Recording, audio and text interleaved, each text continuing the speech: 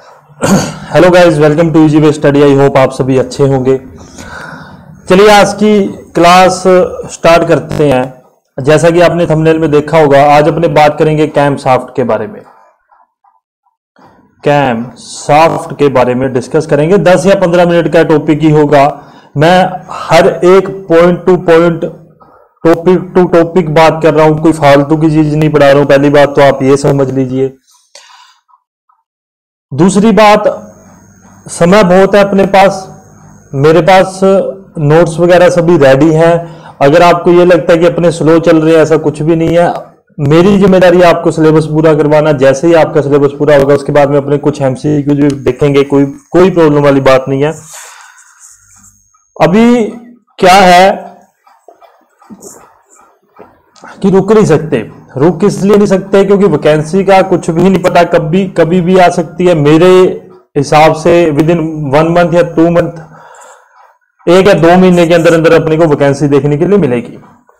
अच्छा, cam soft की बात करें तो 2013 में 2 प्रश्न आए हुए हैं इससे। ठीक है, 2013 में 2 प्रश्न आए हुए हैं। एक तो पूछा गया था कि इंजन का जो स्पीड है वो NRPM है, तो कैम सॉफ्ट की स्पीड बताओ, या कैम की स्पीड कितनी होगी। सेकंड ईयर पूछा गया था कि उसका स्ट्रक्चर कैसा होता है, कि सबसे पहले क्या आता है। सबसे पहले कैम आता है, फिर उसके बाद में फ्लोवर या फिर या इसे टैपेट भी कहते हैं, वो टैपेट आता है। फिर रोड आती है जिसे अपने कहते हैं पिस्टन रोड,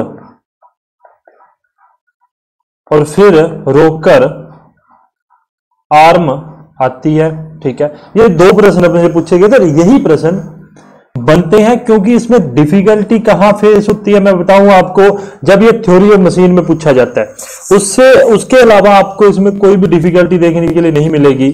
उसमें ये 2 या 3 प्रश्न जो पिछली बार पूछे गए थे वही देखने के लिए अपने को मिलेंगे। सबसे पहले स्ट्रक्चर की बात करेंगे।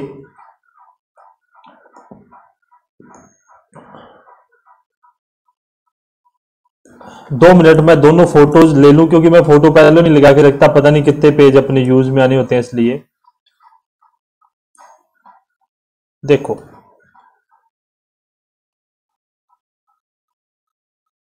पुश पिस्टन रोड मत करना, इसको पुश रोड ही कर लेना। ठीक है, आई होप मेरी फोटो के ऊपर नहीं आ रहा होगा, आ भी रहा होगा तो यहां पर कैम लिखा हुआ है। हाँ, यहां पर कैम लिखा हुआ है। अब अपने बात करते हैं कि किस प्रकार से स्ट्रक्चर होता है। उससे पहले एक अगली फोटो और देखते हैं। 2 फोटोज देख लो, सभी एक बार आप विजुलाइज करो उस चीज को। आप एक बार अपने माइंड में कैम को देखो और उसके बारे में समझो। उसके बाद में अपने इस चीज के बारे में डिस्कस भी करेंगे कि किस प्रकार से कैम सॉफ्ट का यूज किया जाता है। मैंने बहुत सारी पिक्चर रखी है ताकि आपको थोड़ा सा विजुलाइज करवा सकूं, आपको थोड़ा सा मैं इस चीज के इसके मतलब प्रति आपको बता सकूं किस प्रकार से कैम काम करता है। कैम सॉफ्ट के बारे में समझ लो। समझने के बाद में अपने उस चीज को नोट डाउन कर लेंगे। आवाज आप सभी को प्रॉपर आ रही होगी, आवाज में किसी को भी प्रॉब्लम नहीं होगी। चलिए डिस्कस करते हैं। सबसे पहले इसकी वर्किंग को समझते हैं, फिर उसके बाद में इसके पार्ट्स को समझेंगे। 2 चीजें दिख रही है अपने को। हाँ, ये पहला मान लो, ये सेकंड स्ट्रक्चर मान लो। इसमें तो अपने पास 2 कैम सॉफ्ट है, ये पहली A और ये B 2 कैम सॉफ्ट है। अपने पहले समझेंगे सिर्फ सिंगल कैम सॉफ्ट को, फिर उस दूसरे वाले स्ट्रक्चर पे भी जाएंगे। ये अपनी है क्रैंक सॉफ्ट। ठीक है, ये कनेक्टिंग रोड और ये पिस्टन लगा हुआ है। पिस्टन के ऊपर ये वॉल्व का अरेंजमेंट है। उसके बाद में यहाँ स्प्रिंग है। स्प्रिंग के बाद में यहाँ पे टैपेट लगे हुए हैं जो मैंने बात की, और ऊपर अपने पास क्या है, कैम सॉफ्ट है। अब आप देखो, अब आप इस चीज को देखना। एक सेकेंड। हाँ,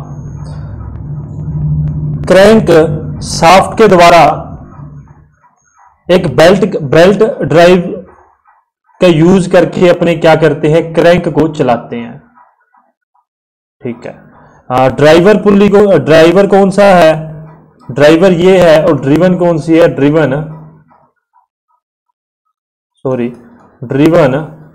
कौन सी है, तो ड्रिवन है कैमशाफ्ट। इस चीज को भी थोड़ा सा याद रखना, थ्योरी ऑफ मशीन में क्या पता आपसे पूछ लिया जाए। तो एक आइडलर व्हील या आइडलर पुली आप इसको कह सकते हो, यहां लगी होती है। अब आप इस चीज को समझ सकोगे। अब देखो कि जब क्रैंक शाफ्ट घूमेगी, ये पूरी क्रैंक शाफ्ट घूमेगी, ठीक है, तभी कैम शाफ्ट भी घूमेगी। इस बात को आप समझ रहे होंगे। कितना घूमेगी वो अपने बाद में बात करेंगे। क्रैंक घूमा, क्रैंक शाफ्ट घूमी, बेल्ट के द्वारा उस कैम शाफ्ट को चलाया जाता है। कई कई जगह पे आपको गियर भी देखने के लिए मिल जाते हैं दोनों के अंदर, परंतु ज्यादातर बेसिकली आपको बेल्ट ही देखने के लिए मिलेगी। जैसे यहां पर चैन है, तो अलग अलग समय के साथ साथ अपने को अलग अलग चेंजेस देखने के लिए मिलते हैं। अब मैं बात करूं, होगा क्या, अपने पास दो वाल्व है। एक वाल्व है अपने पास इनलेट और दूसरा वाल्व है अपने पास एग्जॉस्ट। ये आप सभी को पता है। एक इनलेट वाल्व है, दूसरा वाल्व कौन सा है, एग्जॉस्ट। अब अपने पास क्या कंडीशन होती है कि एक समय में अपने को एक ही वाल्व ओपन करना होता है, दूसरा बंद रखना होता है, अदरवाइज दोनों बंद रहते हैं। और एक समय में इनलेट ओपन होगा, एग्जॉस्ट बंद होगा। सक्शन के समय, कंप्रेशन और एक्सपेंशन या पावर स्ट्रोक के समय दोनों बंद होंगे। एग्जॉस्ट के समय एग्जॉस्ट ओपन होगा और इनलेट बंद होगा।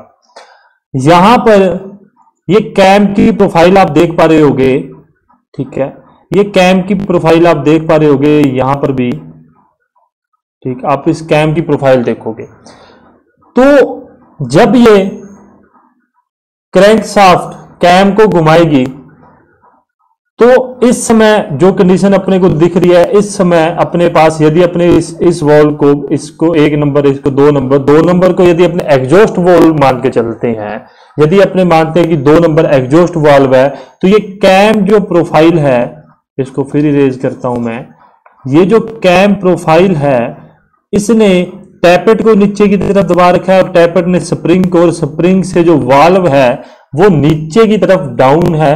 परंतु यहां देखोगे यहां पर कुछ भी नहीं है यहां पर, क्योंकि कैम की जो प्रोफाइल है वो ऊपर की तरफ दिख रही है अपने को, यहां पर नीचे की तरफ दिख रही है।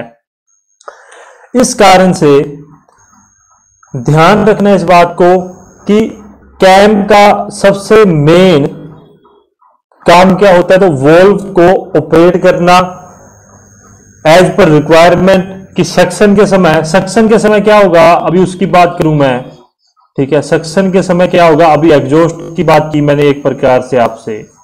सक्शन के समय क्या होगा, सक्शन के समय ये जो 1 नंबर और 2 नंबर, 1 नंबर जो ये कैम की प्रोफाइल है, इसकी शेप कुछ यहां पर तिखे वाली साइड होगी, और ये जो है ये इसकी उल्टा होके यहां पर ये बंद हो जाएगा, और ऊपर वाली साइड अपने को तिखे वाली जो शेप है वो देखने के लिए मिलेगी।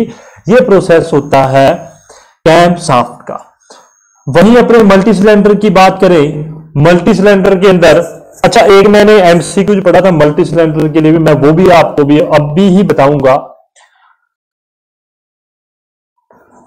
तो मल्टी सिलेंडर में अपनों ने क्या कर रखा है, मल्टी सिलेंडर में आजकल हमें 2 कैम शाफ्ट देखने के लिए मिलती है, क्योंकि एक कैम शाफ्ट तो इनलेट के लिए यूज कर लेते हैं, ठीक, और दूसरी कैम शाफ्ट अपने यूज कर लेते हैं एग्जॉस्ट के लिए। इसलिए अपने को 2 कैम शाफ्ट देखने के लिए मिलेगी, परंतु वो चलेगी क्रैंक शाफ्ट के द्वारा ही। अब आप ये स्ट्रक्चर, थोड़ा सा स्ट्रक्चर को आप देखो, आपको थोड़ा सा इंजन के बारे में और पता लगेगा, थोड़ी सी अपनी नॉलेज आप ग्रो करते रहो। कैम के बारे में आई होप आप समझ गए होंगे। कैम का मतलब इतना कोई लंबा चौड़ा काम नहीं है उसके अंदर, ठीक है। अपने को कोई ज्यादा महाभारत नहीं समझनी है, क्योंकि इससे कोई प्रश्न भी नहीं पूछेगा, आपको सिंपल वर्किंग समझानी थी, वो आप समझ गए होंगे।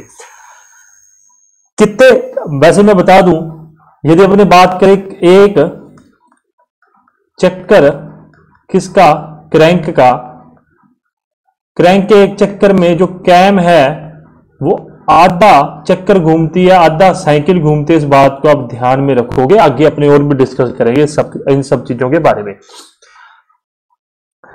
वर्किंग आप समझ गए हो। अब आप थोड़ा स्ट्रक्चर देखो कि ये अपना क्या है, कनेक्टिंग रोड है,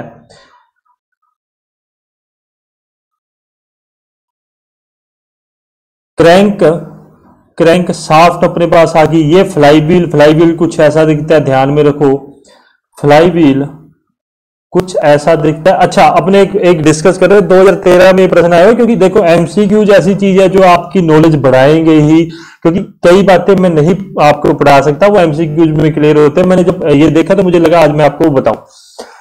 मल्टी सिलेंडर और एक इंजन होता है सिंगल सिलेंडर, है ना। एक इंजन होता है मल्टी सिलेंडर और एक इंजन होता है सिंगल सिलेंडर। अपना नॉलेज ग्रो करते जाओ प्लीज, आप सभी से रिक्वेस्ट है, थोड़ा सा अगर पॉइंट से हटते हैं तब भी आप ध्यान रखो।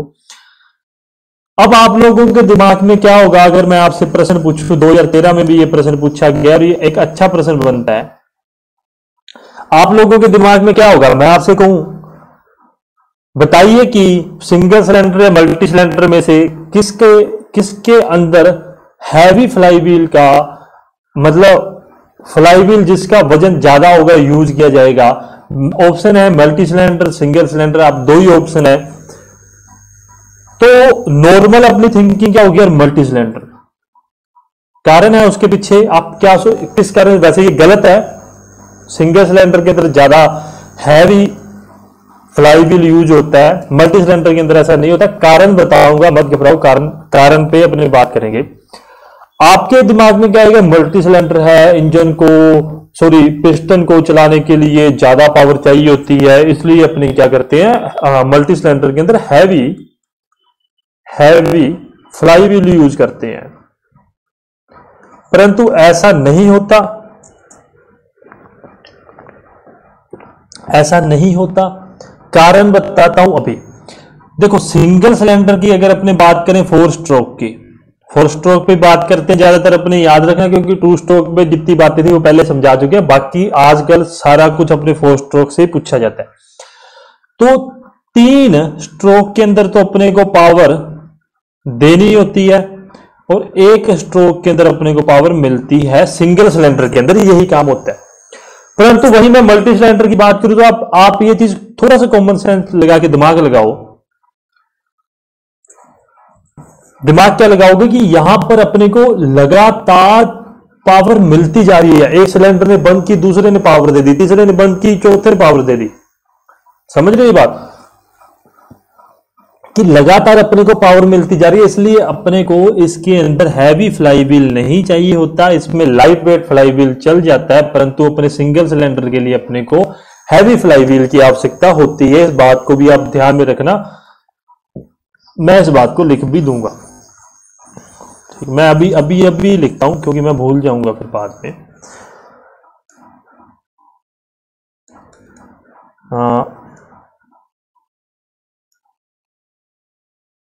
एक सेकेंड। मल्टी सिलेंडर इंजन में सिंगल सिलेंडर इंजन की अपेक्षा, मल्टी सिलेंडर इंजन में सिंगल सिलेंडर की अपेक्षा लो या कम भार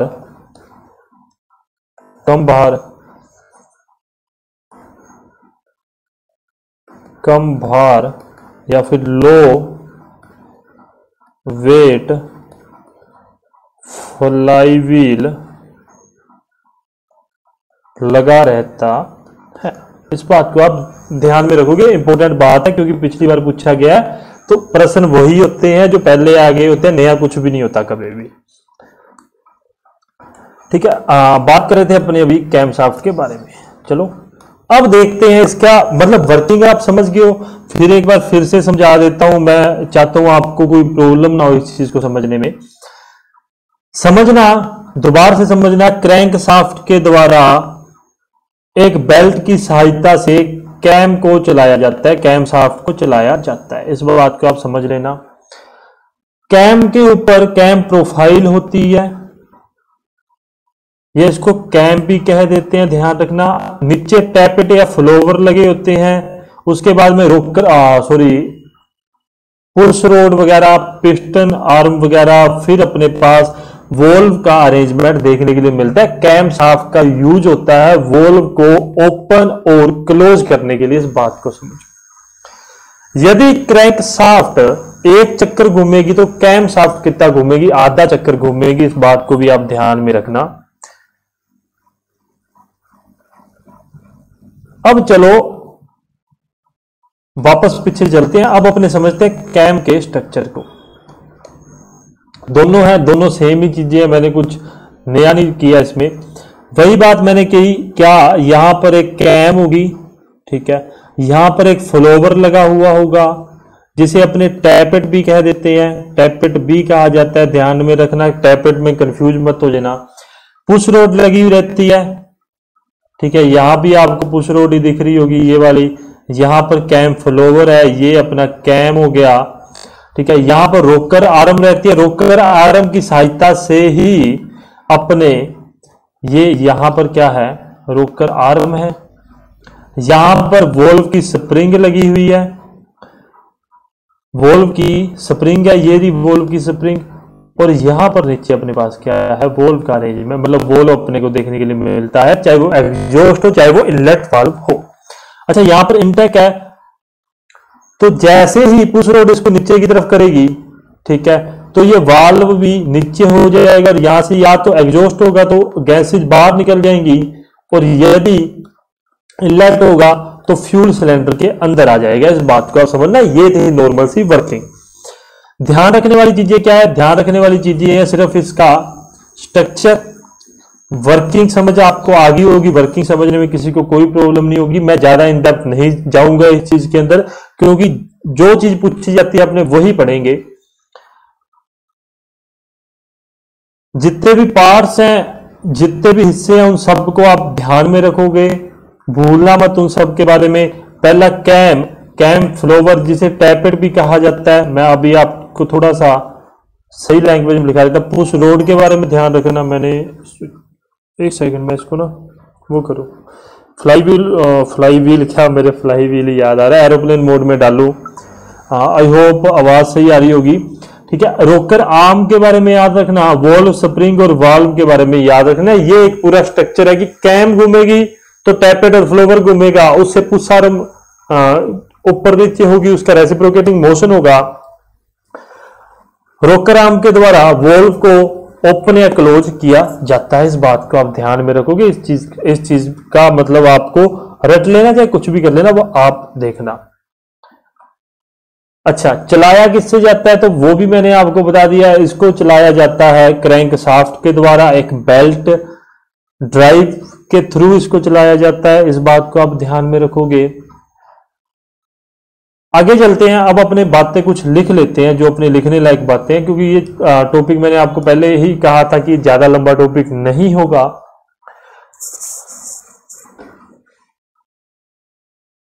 अच्छा, एक चीज और मैंने बतानी रहेगी, स्प्रिंग जो इसके अंदर लगा हुआ रहता है ना, ये जो स्प्रिंग है, ये मैं आपको कंफर्म करके बताऊंगा। मैं अभी आपको हाफ नॉलेज नहीं देना चाहता, मैं आपको कल ना ये चीज कंफर्म करके बताऊं। मेरे दिमाग में था पर मैंने वो लिखा नहीं, क्योंकि अपनों ने स्प्रिंग वाले टॉपिक में किया था, अभी मेरे वो दिमाग से स्किप हो रहा है कि इसमें टेंशन टाइप होता है, कंप्रेशन टाइप होता है। पर मुझे जहां तक लगता है तो इसमें टेंशन टाइप स्प्रिंग ही होना चाहिए।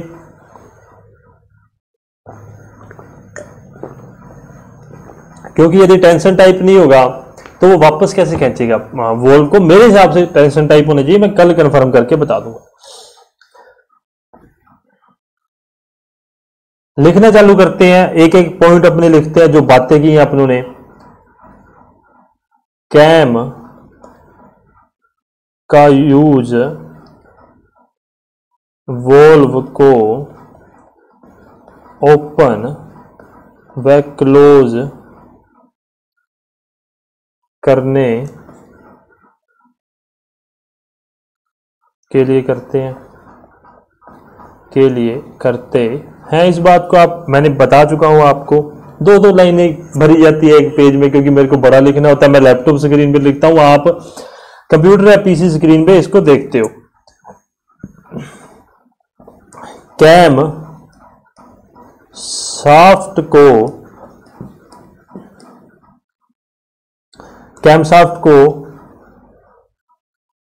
क्रैंक शाफ्ट के द्वारा चलाया जाता है, ये बात अपनों ने की है। अभी उसमें गियर ड्राइव भी देखने के लिए मिल सकता है आपको कई जगह पे आपको बेल्ट ड्राइव भी देखने के लिए मिल सकता है, कई जगह पे आपको चैन ड्राइव भी देखने के लिए मिल सकता है। बेसिकली अपने बेल्ट ड्राइव ज्यादा यूज करते हैं, इस बात को ध्यान में रखना।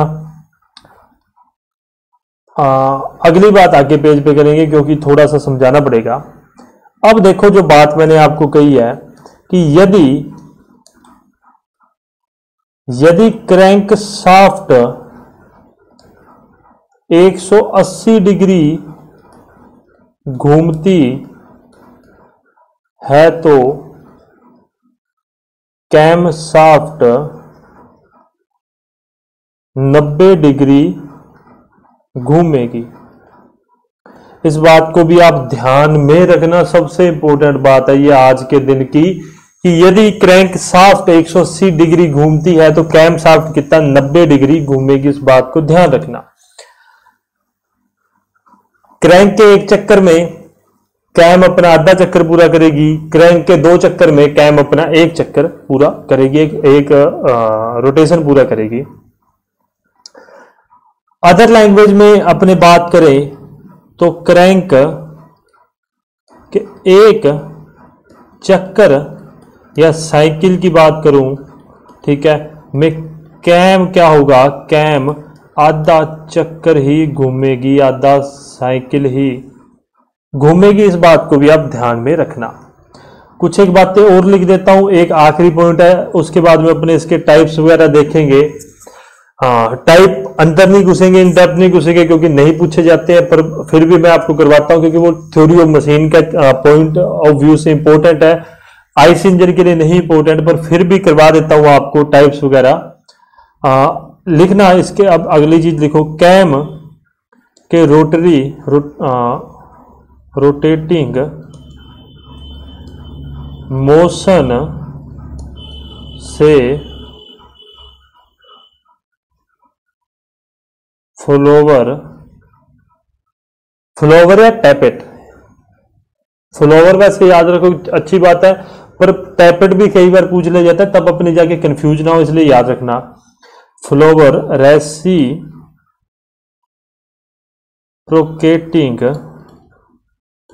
या ओसिलेटिंग मोशन करता है। ओसिलेशन मतलब ये वाला है ना, वो जो घड़ी होती है ना, वो वाला ओसिलेशन मोशन। इस बात को ध्यान में रखना, ऐसे अप डाउन वाला। अभी मैं हिंदी में नहीं समझा पा रहा, पर आपको भी प्रैक्टिकली मैंने बता दिया, तो इसलिए आप उस चीज को ध्यान में रखेंगे। आगे बात करूं फटाफट अपने टाइप्स ऑफ कैम करते हैं, ठीक है, फिर टाइप ऑफ कैम फ्लोवर करेंगे। टाइप्स ऑफ कैम, ठीक है,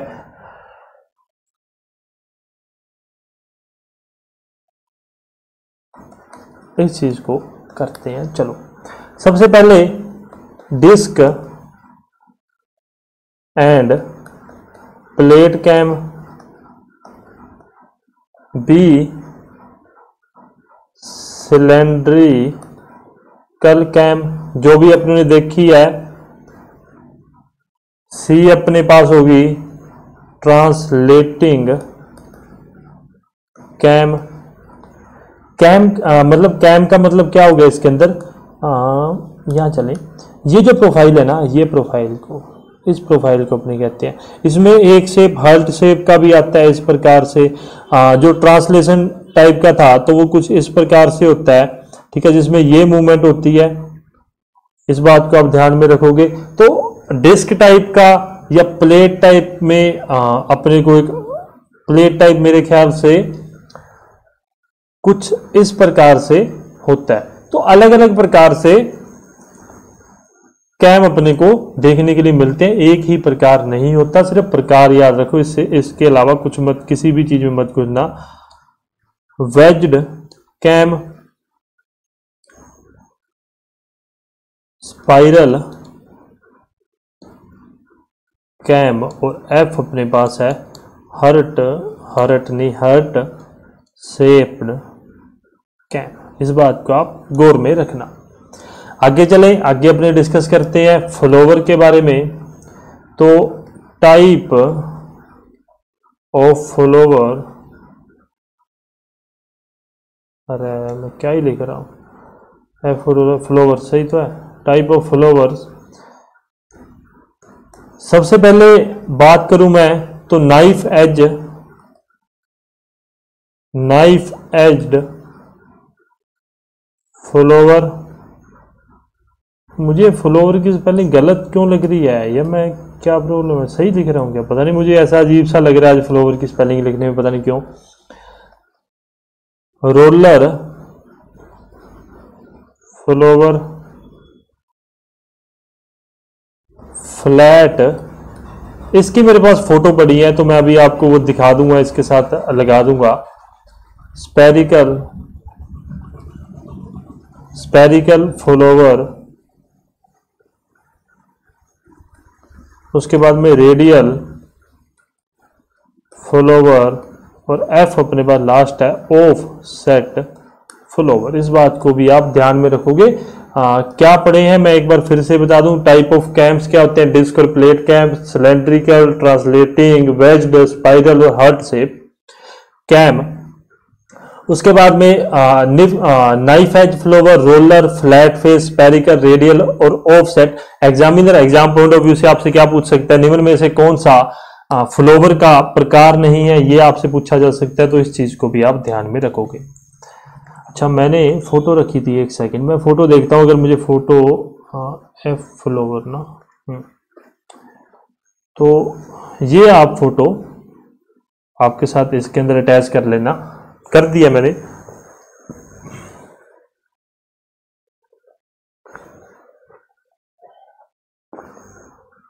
देखो, नाइफ एज मतलब एक तिखा एज, कोना, कॉर्नर।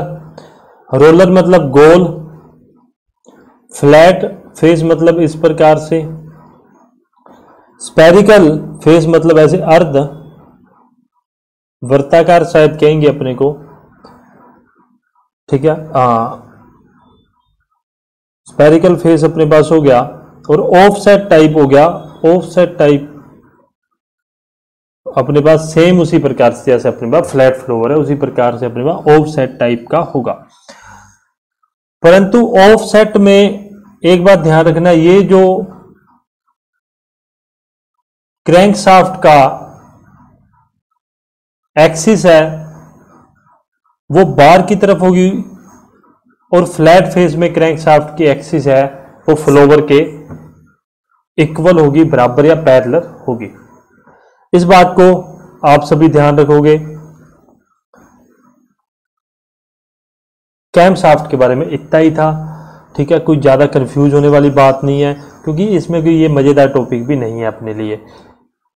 होप सो आज का सेशन मतलब यही अपने एंड करेंगे। 27 से 28 आधे घंटे की क्लास होगी है, ज्यादा लंबी क्लास नहीं करेंगे। सिलेबस पूरा करवाने की जिम्मेदारी मेरी है, आपको सिलेबस पूरा हो जाएगा। इससे पहले अब अपने पास आईसी इंजन को लेकर मैं आपको थोड़ा सा क्लियर करता हुआ चलूं। मैंने ये सिलेबस पहले ही खोल रखा है, मैं कुछ देख रहा था तो इरेज कर देता हूं मैं इन सब चीजों को। हाँ,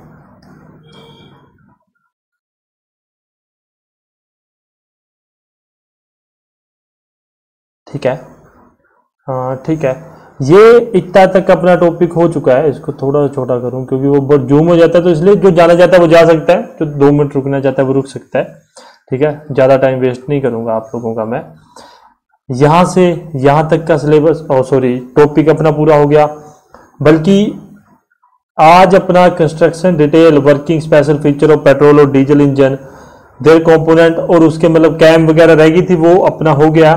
पूरा IC engine system component there working एक बार के लिए छोड़ दो, क्योंकि इसमें मेरे को भी आपको पढ़ाने लायक कोई कंटेंट नहीं मिल रहा है, क्योंकि ज्यादातर जो प्रश्न है वो पेट्रोल डीजल से पूछे जाते हैं। अब मैं सोच रहा हूँ आपको अदर इंजन पढ़ाऊं या ना पढ़ाऊं, या उसको एमसीक्यू से क्लियर कराएं, तो वो अपने बात की बात है, वो बाद में देखेंगे। कल से अपना air fuel supply system start हो जाएगा, उस बात को ध्यान में रखना। फ्यूल यूज जो है, फ्यूल के बारे में ये चीज अपने पढ़ेंगे जब अपना सबसे लास्ट में आईसी इंजन के एंड में, जब अपना ये टॉपिक भी पूरा हो जाएगा ना, जब ये टॉपिक पूरा हो जाएगा तब पढ़ेंगे, क्योंकि मैंने इसको जब देखा तब इसमें octane number, cetane number, pre ignition type ये सब कुछ था। तो जब वो आपको क्लियर हो जाएगा, जब पूरे पैरामीटर्स या परफॉर्मेंस आपको क्लियर हो जाएगी, देन उसके बाद में अपने डिस्कस करेंगे फ्यूल के बारे में। कूलिंग सिस्टम और कूलेंट ये अपने डिस्कस कर लेंगे। ये मेरे पास पूरे नोट्स मैंने आज ही बैठ के रेडी कर लिए, क्योंकि आजकल मैं पूरा संडे डेडिकेटली आपके लिए दे रहा हूँ। क्लासेस भी मैं एक साथ ही रिकॉर्ड कर रहा हूँ, सैटरडे संडे 2 दिन में मैं रिकॉर्ड कर दूंगा 5 डे के लिए, ताकि वीक में 5 डे एक अच्छी स्टडी को दे पाऊं। इसलिए इस कारण से आगे मैं बात करूं lubrication system, lubricant and their properties, ये भी पूरा सिस्टम अपने पास रेडी है। Lubrication system, lubricants and their properties बहुत अच्छे तरीके से अच्छे लेवल पे अपने करेंगे। कूलिंग सिस्टम के अंदर पिछली बार मेरे हिसाब से रेडिएटर से एक प्रश्न पूछा गया था 2013 में। पेपर बहुत हार्ड था। अगर आपको ये लगता है कि मेरिट कम गई थी, मेरे पॉइंट ऑफ व्यू से मेरिट नहीं कम गई थी, पेपर हार्ड था इसलिए मेरिट कम गई थी।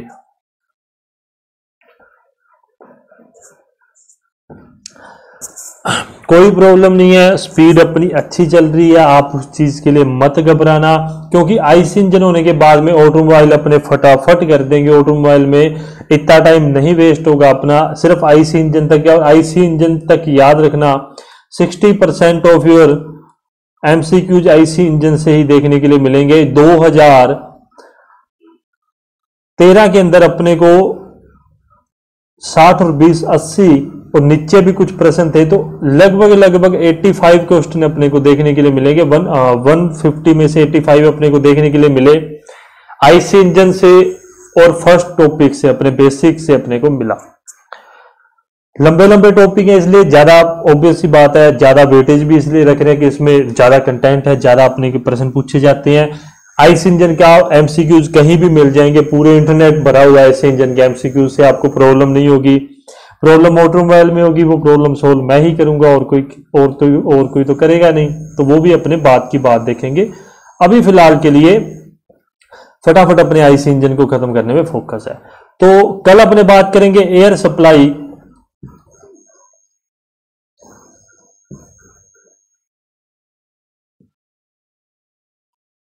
एयर सप्लाई सिस्टम के ऊपर बात करेंगे। अच्छा, इसमें भी मैं बता दूंगा आपको, अपने सिर्फ एसआई इंजन को ही देखेंगे। एसआई इंजन मतलब पेट्रोल इंजन को, और इग्निशन सिस्टम को अपने इधर आके देख लेंगे, क्योंकि कुछ हिस्सों में मैंने बांटा है सिलेबस को, क्योंकि कुछ एक बातें हैं जब मैं इग्निशन इंजेक्शन फ्यूल इंजेक्टर के बारे में पढ़ेंगे, तब अपने को सीआरडीए सिस्टम भी पढ़ना होगा। तो आराम से एंड मतलब सबसे एंड में अगर अपने कुछ करेंगे तो एमपीएफआई और सीआरडीए सिस्टम करेंगे, और उसके बाद में आईसी इंजन और देयर वर्किंग करेंगे सबसे एंड में। उससे पहले जो मेन टॉपिक है अपने उस पर फोकस करेंगे। कूलिंग सिस्टम वगैरह, कूलेंट वगैरह अपने पढ़ लेंगे, लुब्रिकेशन सिस्टम पढ़ लेंगे, इग्निशन सिस्टम पढ़ लेंगे, और एसआई और सीआई कंबशन चैम्बर को भी अपने पढ़ेंगे। चलो आज का सेशन अपने यहीं एंड करेंगे। यदि किसी को किसी प्रकार की कोई प्रॉब्लम आती है, कोई समस्या आती है, यदि आप मुझसे कुछ पूछना चाहते हो, आप जरूर पूछ सकते हो। सिलेबस कंप्लीट हो जाएगा, उसकी चिंता ना करिए आप। सिलेबस आपका अच्छे से कंप्लीट होगा, आपको पूरा एक सफिशिएंट टाइम दिया जाएगा। आप एमसीक्यूज भी कर सकते हो, आप टेस्ट भी लगा सकते हो, आपको जो मन चाहे उतना टाइम मिलेगा आप लोगों को। घबराओ मत उस चीज में। यदि आपको लगता नहीं होगा, अगर मुझे भी लगता नहीं होगा, क्योंकि अभी ऑटोमोबाइल वगैरह का टाइम मुझे नहीं पता, मैं ऐसे ही आपको बोल दूं कि कितने समय में वो जाके पूरा होगा, पर मुझे ये पता है कि विद इन 3 और 4 मंथ अपने को और चाहिए इस पूरे सिलेबस को करने में। एक से सवा मंथ तो अपने को आईसी इंजन को करने में लग जाएगा, बहुत बड़ा टॉपिक है इस कारण से।